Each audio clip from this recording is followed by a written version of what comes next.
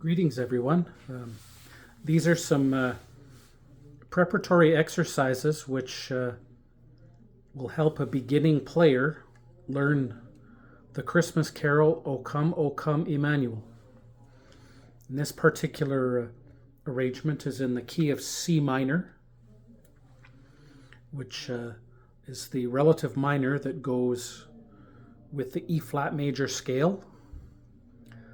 So it's basically like playing from C to C with the E flat major key signature. So first of all, let's go through the scale.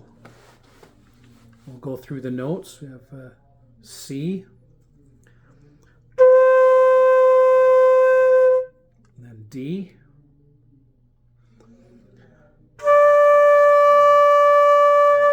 and then you add your pinky for E flat.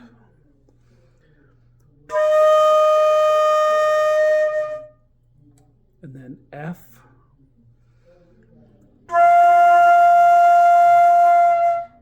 and then G, and then A flat. You have your G fingers down and you add your pinky. And now B flat, there's two ways you can play the B flat. You can have the 1 and 1 B flat, or if you put your thumb on this smaller key here, like this is actually a B flat key, so here's B natural, and there's B flat. So if you put your thumb on the smaller key, and whenever you're playing in keys which have the flat keys, you can keep your thumb on there, and that's just simply the thumb and first finger. Then you don't need your first finger on the other hand if you use that key. So here's the 1 and 1, or the thumb. And for these purposes, we'll use the thumb B flat. So. And then finally the top C, which is the same fingering as the lower C, but you make a smaller opening to make the airstream go farther.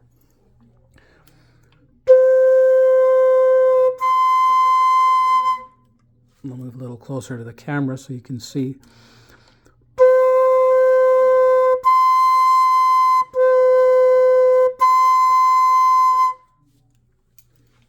So now let's go through the C minor scale in half notes.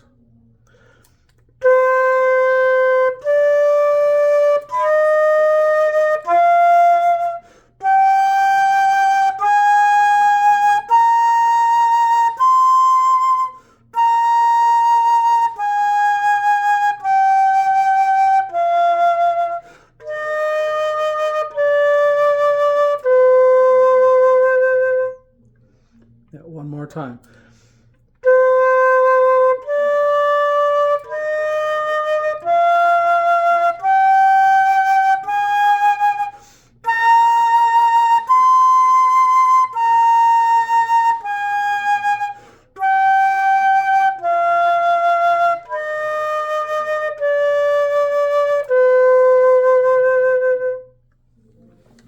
Now let's go through the C minor arpeggio. So it's C, E flat, G, then the higher C, then going back down to G, E flat, and the lower C.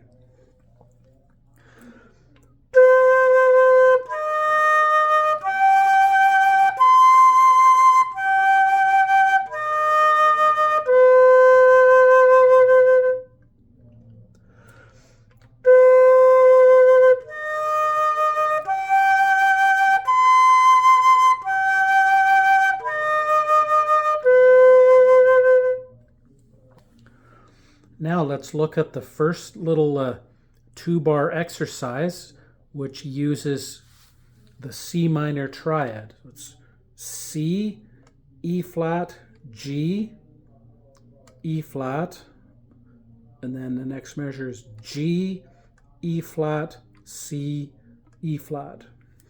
So doing it in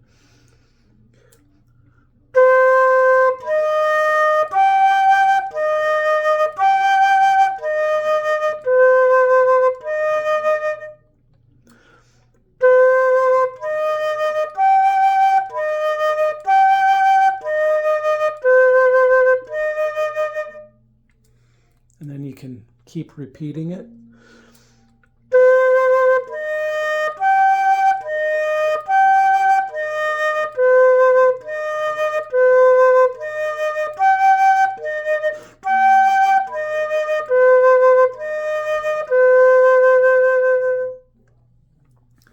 Now let's take a look at the preparatory exercises for the actual tune.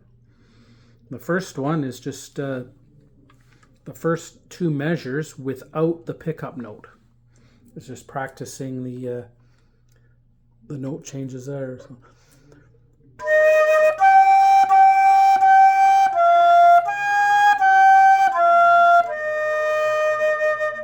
So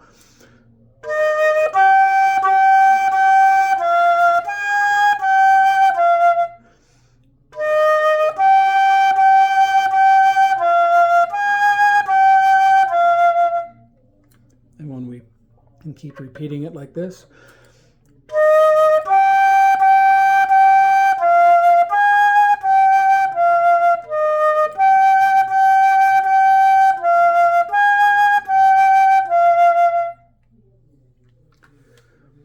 Now let's look at the next one, which is actually the fourth and fifth full measure.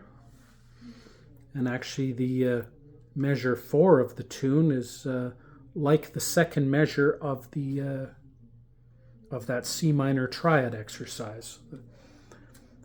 Remember this one?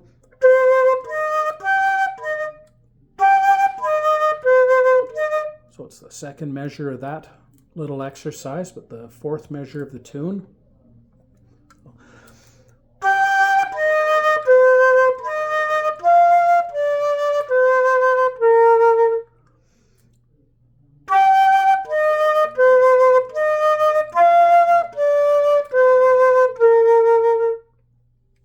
Okay, so let's go. G, E flat, C, E flat, F, D, C, B flat.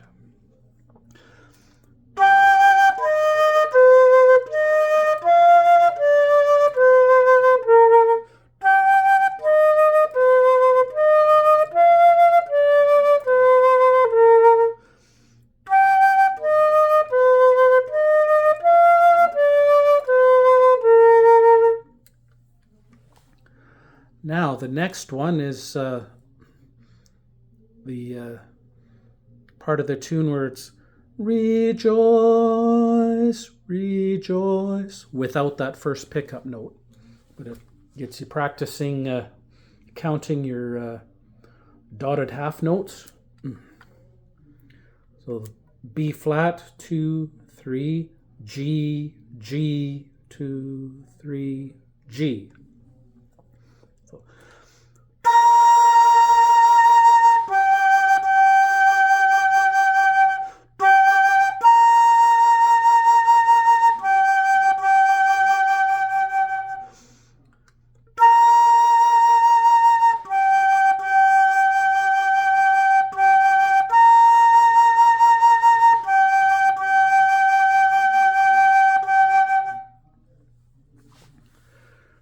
Now let's look at the next 2-bar exercise, which is actually the notes from measures 8 and 9 of the tune.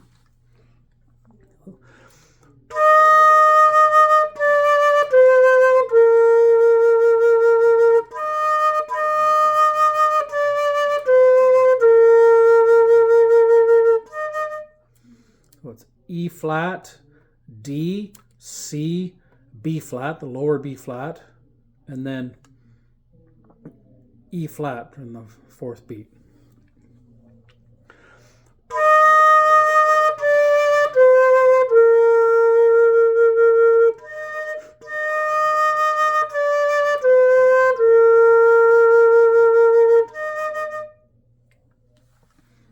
And then finally, our last exercise is the last four measures of the tune. And the reason I have this put in here is it's really important to have a really good ending, because that's what the listeners will always remember. Is they'll always remember whether you had a good or bad start, or whether you had a good or bad ending. I mean, you can make mistakes in the middle of it, but what people remember quite often is how the piece started and how the piece ended. So it's always important to have a really good beginning and a really good end. So especially the ending. So that's why this was included, to drill by itself. So again, so G, E flat, C, E flat, F, D, C, B flat, and then a long C, a whole note tied to a dotted half. So it's 4 beats plus 3, so one long note of 7 counts.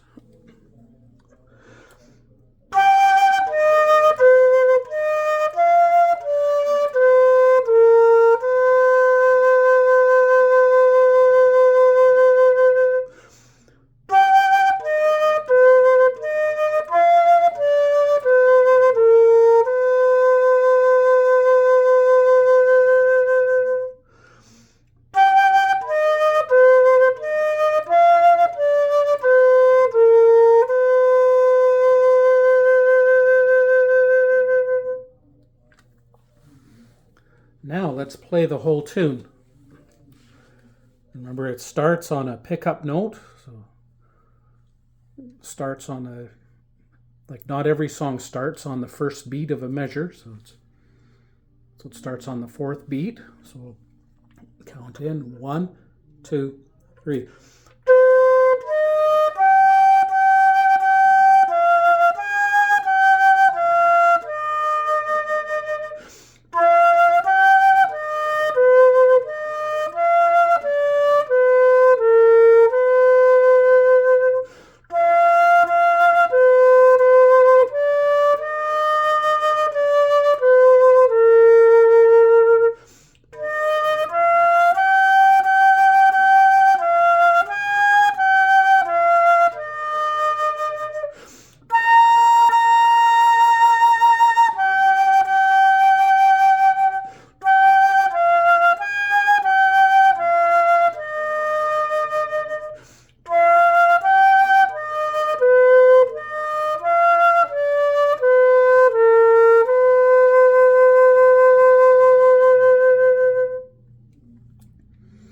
Yeah, let's play it again.